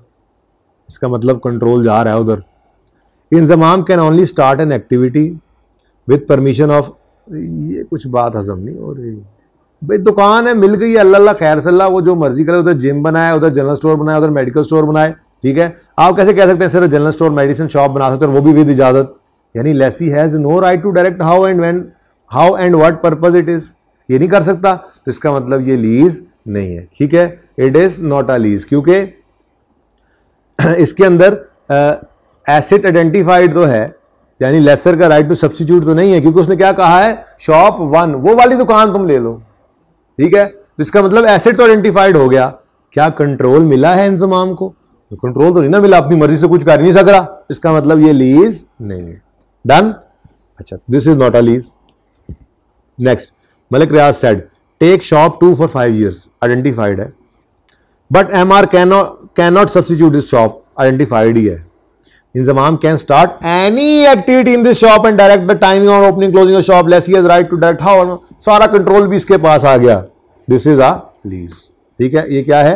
इट इज अ लीज, क्योंकि दोनों शर्तें पूरी हो गई। ठीक है। स्विमिंग पूल की बारी आई। Malik Riaz said take pool 1 for 5 years, but Malik Riaz can substitute this pool because he has practical ability to substitute और he can earn from this substitution. क्या मतलब? उधर करीब को उसको ऑर्डर अच्छा लग गया, उसने कहा यार वो वाला स्विमिंग पूल जो है ना, वो आप फिलहाल यूज ना करो इंतजाम, आप ये वाला कर लो। वो लीज पे जो दिया था ना पहले, वो आपने 1 महीना यूज नहीं करना, आप एक महीना ये वाला यूज़ कर लें, वो एक महीना उधर उसको यूज़ करने दें फलां बंदे को। आप सब्सिट्यूट कर रहा है, इससे फाइनेंशियल फ़ायदा आ रहा है, ठीक है। तो अगर ये सब्सिट्यूट कर सकता है तो फिर वही वाली बात आ गई, ये तो ऐसे आइडेंटिफाइड ही नहीं है, ठीक है ना। तो this is not a lease, it is not a lease. Swimming pool 2, Malik Riaz said take pool 2 for 5 years. How and for what purpose is predetermined, it is use for swimming. यार स्विमिंग पूल में swimming ही होनी है ना, ठीक है। अब अगर मैं लिख दूं कि ये भाई साहब मार्कर ले लो, ये लीज पे दे रहा हूं, लेकिन इससे तुमने सिर्फ बोर्ड पे लिखने का काम करना है, तो भाई बात तो सही है ना, बोर्ड पे लिखने का काम करना है तो वो तो काम ही इसका यही है, तो ऐसे परेशान ना हो जाना, हाँ उसका काम ही यही है। लेकिन however lessee has no right to operate it at his own discretion, opening and closing लेकिन उसकी मर्जी बहरहाल नहीं है कि वो उसको किस वक्त यूज करे। वो कहता है it is not a lease, क्योंकि माना कि एसेट आइडेंटिफाइड है, ठीक है, और प्री डिटर्मिन्ड यूज से परेशान ना होना, काम तो उसका वही था, वहां तक तो हम सही जा रहे थे, लेकिन मसला ये है कि कब लिखना है कब नहीं लिखना, ये मैं कह रहा हूं। कब पूल ओपन करना है कब क्लोज करना है, जब ये मर्जी कोई नहीं है तो फिर भाई एसेट लेसर तुम अपनी किताबों में रखो ना, मैं किराया दे रहा हूं बस, ठीक है। केडी फाइनेंस लीज, लीज है ही नहीं, लीज ही छोड़ो, ऑपरेटिंग फाइनेंस को छोड़ो, लीज ही नहीं है, वह किराए पे लिया, वह किराया दे रहा हूं, ठीक है।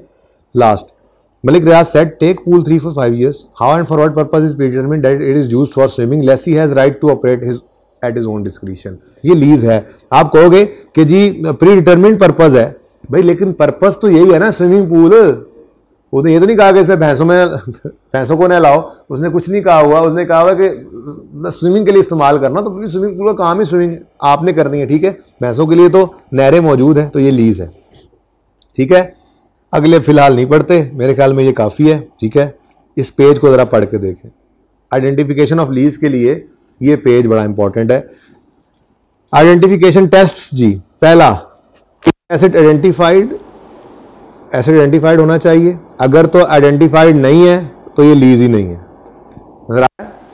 Asset is asset identified, no not a lease, ठीक है। अब नेक्स्ट, एसेट आइडेंटिफाइड है जी, lessor has substantive right to substitute, अगर ये यस हो गया तो फिर ये भी इधर आ जाएगा।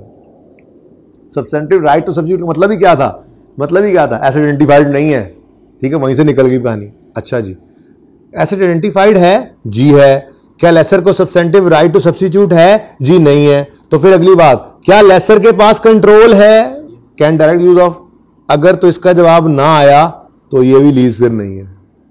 ये वही बातें जो पढ़ के आए हैं, ठीक है। और अगर आइडेंटिफाइड भी है, सब्सटेंटिव राइट ऑफ सब्स्टिट्यूशन भी नहीं है लेसर के पास, लेसी के पास कंट्रोल भी है, और इसको छोड़ो, वैसे इसको छोड़ो, इसको इकोनॉमिक बेनिफिट आता है, फिलहाल इसको छोड़ो, ठीक है।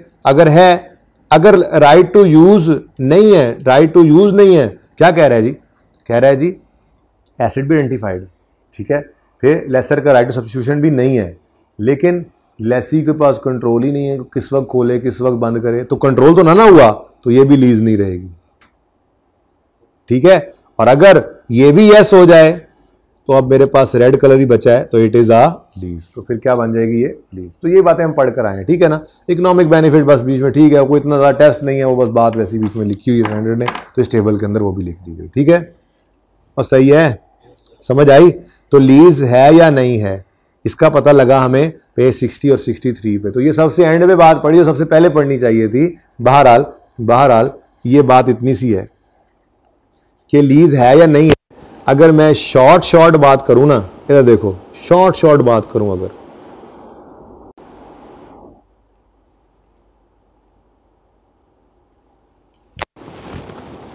तो मैं यूं कह सकता हूं बाय द वे कि आइडेंटिफाइड एसिड है, वो तो आगे अंग्रेजियां थी ना, वो एमसीक्यूज के लिए बंदा कर लेता है। आइडेंटिफाइड एसिड है, ठीक है, अगर हम शॉर्टकट के अंदर को ऐसे ही जुगाड़ लगा के रखें तो आइडेंटिफाइड एसिड है, और राइट टू कंट्रोल लेसी के पास है, right to control with lessee है। अगर इन दोनों का जवाब यस है तो IFRS 16 लगाओ, अगर इन दोनों का जवाब नो है, यूं कर लेते हैं ना ऐसे, अगर इन दोनों का जवाब नो आ जाए तो फिर लीज है ही नहीं, IFRS 16 लगाना ही मत, बस सिंपल कॉन्ट्रैक्ट कर लेना, ठीक है, सही हो गया, क्लियर। और IFRS 16 लग गया तो अगली बात तो फिर आपको पता है, वो तो हम पिछले इतने दिनों से पढ़ ही यही रहे थे, फिर कोई लेसी होता है तो कोई लेसर होता है, फिर लेसी के अपने रूल हैं, लेसर के अपने रूल हैं, ठीक है, सही है। अच्छा जी, पास पेपर 14, MCQ 25 और क्वेश्चन 1 बिलो, जरा जल्दी से कर लेते हैं ये भी। पास पेपर 14 पेज नंबर कौन सा है, जल्दी से बताएं मुझे जी।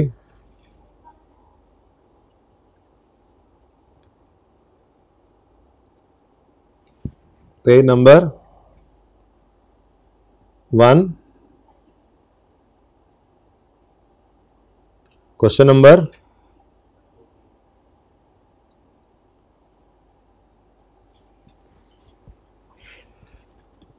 Capri Ice. Discuss whether contract between Capri Ice and Yardley Limited constitute lease or not. Capri Ice, a notable ice cream parlor,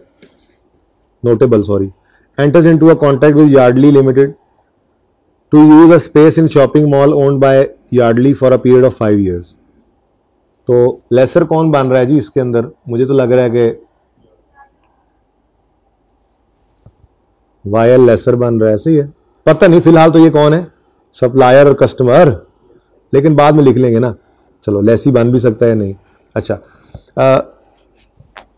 contract specify the dimensions of space and location, asset identified लग रहा है मुझे, इस जुमले से ना asset identified लग रहा है, क्या contract specifies dimension of space and location. Ice cream parlour के अंदर कुछ जो है ना वो, मतलब सॉरी शॉपिंग मॉल के अंदर थोड़ी सी जगह जो खाली पड़ी है वो किराए पे दी जा रही है ना, ठीक है, वो जगह भी मुख्तस कर दी गई है, इतने बाय इतने फुट जगह है और ये इस जगह के ऊपर है, फलां फ्लोर पे इस कोने में इतने बाय इतने जगह, यही है लिखा हुआ ना यहाँ पे, contract specifies dimensions of space and location. However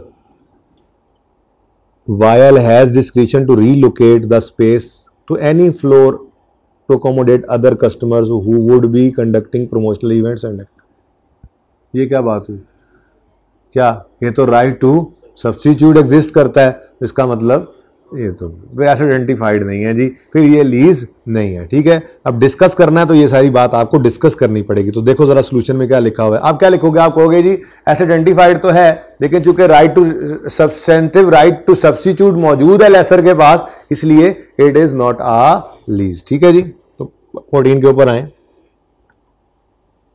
कहां पे रहने, मुझे मिल गया, is this contract dimension, in this contract dimension of space and location Mall are specified, but still Capri does not have right to use identified space because Weil has substantive right to substitute the space on following grounds. Weil has discretion to relocate.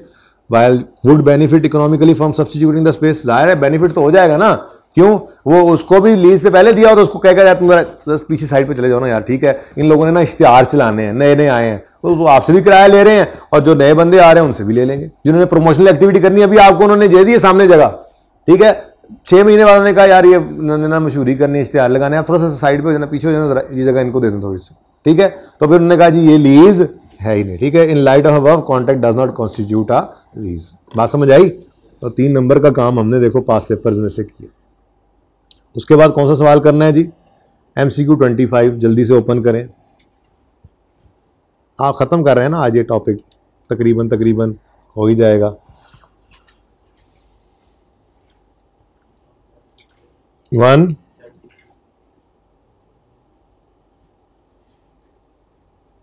Ji, recent 2 सवाल, which of the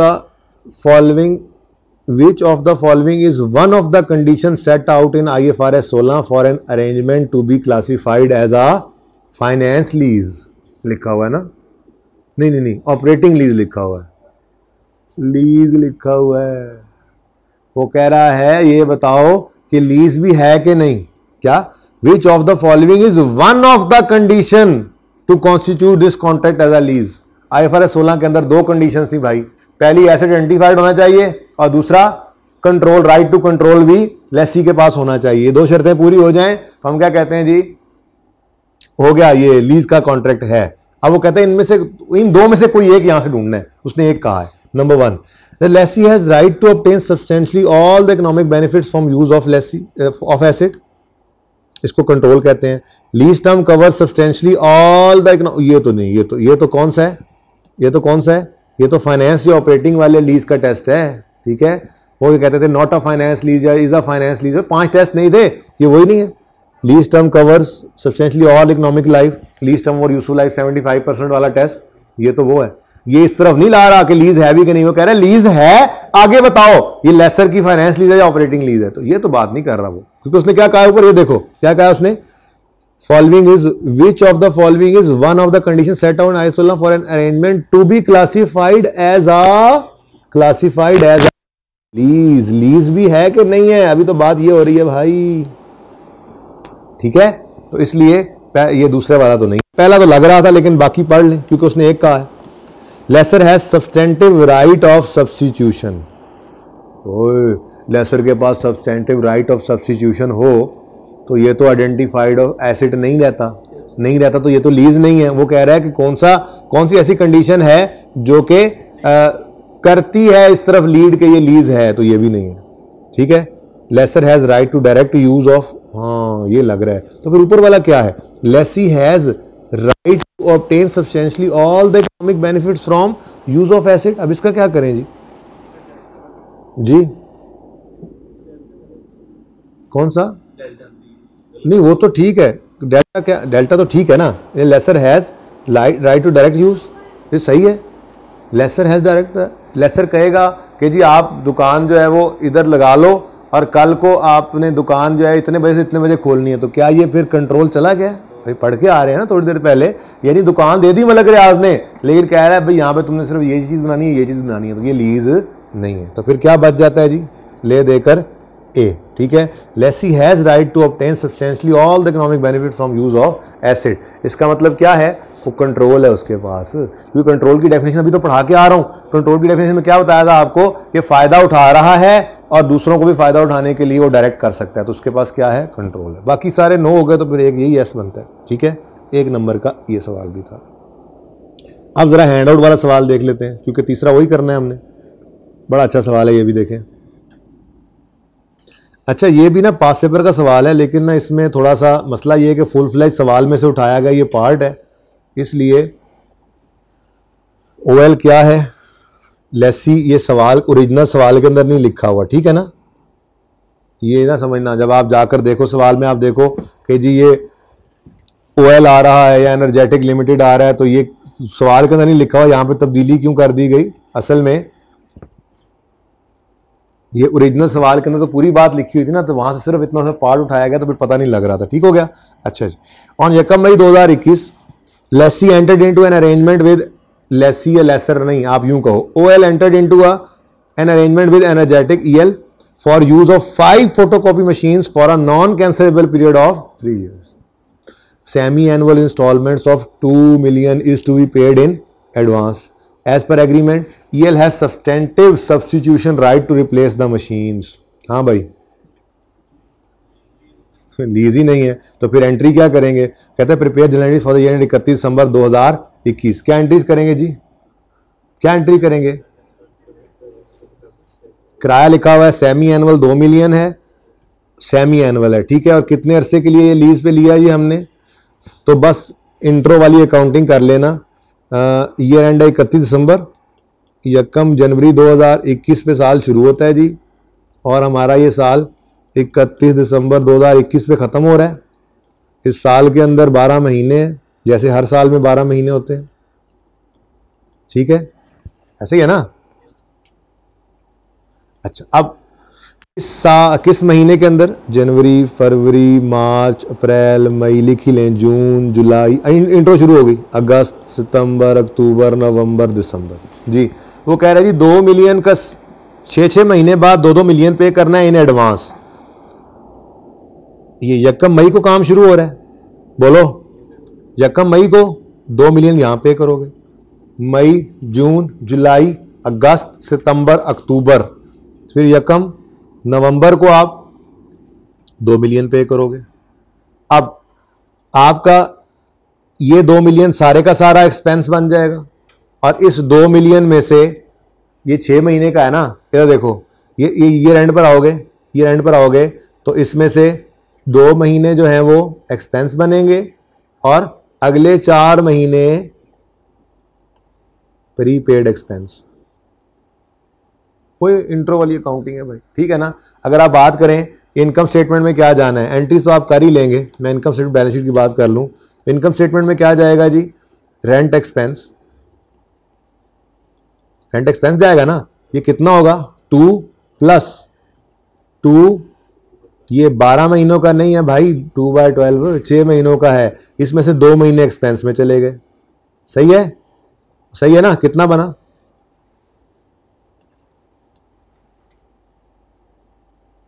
बोले 2/6 कितना बनता है, total कितना आ गया 2.67। और balance sheet के अंदर क्या जाएगा जी, बैलेंस शीट के अंदर करंट एसेट्स में प्रीपेड रेंट आएगा कि नहीं आएगा, बोलो ना, फिर कूटते नहीं हो, आ ही गए हो तो।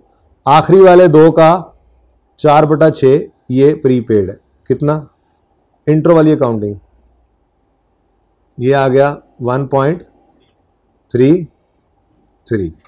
ठीक हो गया जी, डन। एंट्री तो कर लोगे ना, एंट्री करने में क्या अर्ज है, आप एक्सपेंस की एक ही एंट्री करना चाहो तो कर लो, ठीक है। लेकिन अगर आप डबल एंट्री करना चाहो, क्योंकि पेमेंट की एंट्री है, तो पहले की एंट्री आप कर लोगे rent expense debit cash credit, दूसरे की एंट्री करोगे rent expense debit 0.67, prepaid rent 1.33 और वही इंट्रो वाली कैश क्रेडिट 2 से, ठीक है। तो बड़ा धोखा दिया इसने लीज का नाम लेकर, लीज जैसी बात हो गई थी ना, ठीक है, वो बच्चों ने लीज की एंट्रियां शेंट्रियां कर दी, वो भाई सब्सटेंटिव राइट टू सब्स्टिट्यूट है अगर, ठीक है, तो फिर केड़ियां एंट्रियां हैं। नहीं, ये तो मैंने आपको कहा कि इसीलिए मैंने पहले आइडेंटिफाई किया है कि ये ओरिजिनल सवाल के अंदर लिखा हुआ नहीं है, OL और EL लिखा हुआ था, लेकिन ये आपको समझाने के लिए यहाँ पर लिख दिया है ताकि आपको पता लग सके, ठीक है ना। सही हो गया, हाँ जी। और को 1.5 प्रैक्टिस क्वेश्चन 37, ये सिर्फ थोड़ी सी प्रैक्टिस है, इसमें कुछ नहीं है। एक काम कर लें, थोड़ी सी हिम्मत करके सिर्फ इसको देख लें सवाल को, ये दोनों सवाल आपने करने हैं, मैं कल इनको डिस्कस कर लूँगा क्योंकि टाइम काफ़ी हो गया है, छुट्टी कर लेते हैं। लेकिन 37 और 35 पर इसी तरतीब से, ठीक है ना, कुछ भी नहीं है, कुछ भी नहीं है, सिर्फ सेमी एनुअल इंस्टॉलमेंट्स वाला सवाल है। हमने एनुअल वाला सवाल एडवांस वाला किया हुआ है, ये सेमी एनुअल वाला नहीं किया हुआ, ज़रा इनको एक नज़र पढ़ के देख लें 35 और 37। लेकिन ये करके ना आए कल तो खैर नहीं है। जो घर बैठे इस लेक्चर को सुन रहे हैं और कल आने का प्लान कर रहे हैं, मैंने कल क्लास के अंदर ये दोनों सवाल सॉल्व हुए देखने हैं, फिर अगली बात होगी। थोड़ी सी डिस्कशन तो बहरहाल बनती ही है। 37 कौन से सफ़े पे है बता दो ज़रा, 78,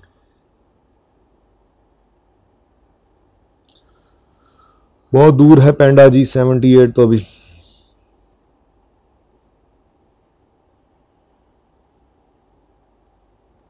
ओह 35 तो छुपा हुआ है। अच्छा चलें, याद है वैसे ये सवाल जो हमने किया था,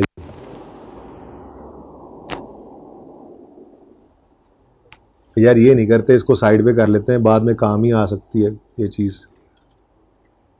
अच्छा सॉरी भाई सॉरी, वापस चलें।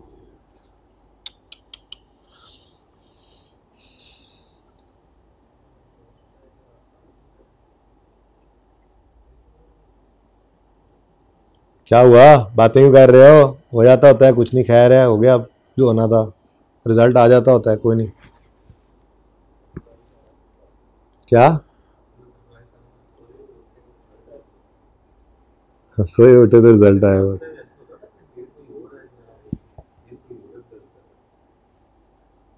यार एक बार ऐसा हुआ था फाइनल में, मैं 3 कुछ दिन एतकाफ बैठा था, जब उधर से उठा था तो रिजल्ट ने ईद के बाद आना था, वो आ गया था। तो बस छोड़ो, वो तो जो गुजर गया जो गुजर गया। अब पर्दा सब कुछ डाल, सब चीज़ों में पर्दा डाल जाता है, आप जब क्वालिफाई कर जाते हो, ठीक है ना, तो इसलिए जल्दी जल्दी क्वालिफाई कर लो। बाकी यहाँ पे आके तो हर बंदा ही फेल होने का, होते हैं लायक लोग भी, बहरहाल मज़ा तो चक ही लेता है, मेरे जैसा तो कोई ना कोई पर्चा कभी ना कभी रहता है। आ जाएगी समझ इंशाल्लाह, इतना कुछ तो पास हो रहा है ना। ई कंपनी एक्वायर्ड, ये शुक्र किया करो अल्लाह का, ठीक है। अगली बार में मिसाल पेपर फेल होते रहते हैं, आपका एक पेपर फेल हो गया, 3 दिए, अगली बार आप 3 की बजाय 4 दो, फिर चारों पास करो, तब बात तो बनती है, फिर घर वालों को समझ आ जाएगी, ठीक है। E company acquired a plant on lease, लेकिन जज्बाती नहीं होना, 3 पास नहीं हुए तो जो कर सके वही 4 करे, है ना। 3 पास नहीं हुए तो 4 रख लो जी, 3 पास नहीं हुए 2 हुए जी, 3 दिए 2 हुए, 1 रह गया, अब 4 रखते हैं, 4 देकर चारों फेल कर लें, ऐसा ना कर लें, मशवरा कर लिया करें किसी अपने बड़े से, सीनियर से। E company acquired a plant on lease on यकम जनवरी 15। भाई वो कहानी खत्म हो गई, अब बस अब ये जो है ना सिर्फ रिवीजन है थोड़ी सी, ठीक है। सोचा था कि ये सवाल 2 कर लेंगे, लेकिन टाइम ही बड़ा लग गया। बच्चे कुछ थोड़े थे, मैं 10-15 मिनट वेट करता रहा हूँ, थोड़े क्या 2 बच्चे थे क्लास के अंदर, मैं बार रिकॉर्डिंग करवा रहा हूँ फिर भी, ठीक है ना। तो यकम जनवरी 15 पे लीज पे प्लान लिया है। Following details are relating to this lease. Lease term है 4 साल, डिस्काउंट रेट 14% है। Under the agreement 6 semi annual installments of 280 million each are to be paid in advance starting from यकम जनवरी 16। तो सिंपल क्वेश्चन है, 15 और 16 की जर्नल एंट्रीज मांगी गई हैं, एडवांस का सवाल है और सेमी एनुअल है। बस सेमी एनुअल है तो आपने सेमी एनुअल रेट को भी कर लेना है और अमोर्टाइजेशन स्केड्यूल को भी सेमी एनुअल कहना है, ठीक है। ई कंपनी ने एक्वायर किया है प्लांट, तो इसलिए ये लेसी है, तो आपने पहले एक्सपेंस की एंट्री करनी है, यानी कि खर्च हुआ, या पहले पेड की करनी है, बोलो, ये याद नहीं आ रहा। पहले आया, कैश आया, याद आ रहा है, पहले कैश आया और फिर रेंट कमाया की एंट्री करते थे, याद है। ऐसे ही कहा था कि पहले कैश पे हुआ, कैश गया और एक्सपेंस हुआ, खर्च हुआ, ठीक है ना। तो बस ये लेसी है तो आपने ये एंट्रीज करनी है, गया खर्च हुआ, गया खर्च हुआ। बात ये किसी तरतीब पर एंट्रीज को रखना, साल में 2 बार हो जाएंगी, ठीक है। उसके बाद 37 के अंदर कुछ भी नहीं है, ये उनकी तरतीब में आ रहा है जिसके अंदर रेंटल्स मिसिंग होते थे, तो बाकी सब वैसे ही है। सिर्फ इसमें क्या है, रेंटल 6 मंथली इन एडवांस है और लीज टर्म है 5 साल। नहीं, ये भी सिंपल ही है, ठीक है। बहरहाल देख लेना, ये दोनों सवाल आपने करने हैं बस होमवर्क के अंदर। फिलहाल आपके यही सवाल कर लेते हैं, बाकी फिर अब दिल तो था कि पूरे डिस्कस हो जाते, लेकिन चलें, ये 37 और 35 आपने करने हैं, ठीक है। एक के अंदर आपको इंस्टॉलमेंट मिसिंग नज़र आएगी, दूसरे के अंदर मुकम्मल होंगी, दोनों को कर लेना है, ठीक है। तरतीब दोनों में नहीं छेड़नी है, बस जिनके अंदर इंस्टॉलमेंट मिसिंग हो उसमें कैश वाली एंट्री 0 से कर लेना, पर कर ज़रूर लेना, ठीक है ना। ज़िंदगी रही तो कल मुलाकात होगी। अल्लाह हाफिज़, अस्सलाम वालेकुम।